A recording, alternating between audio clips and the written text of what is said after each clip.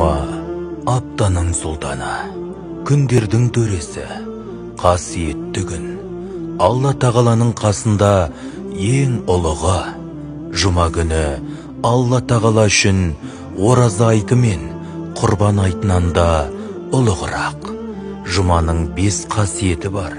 Жұма күні Алла тағала адам атаны жаратты. Осы күні адам ата жерге түсті. Осы күні адам ата қайтыс болды. Жұма күні бір сәт бар.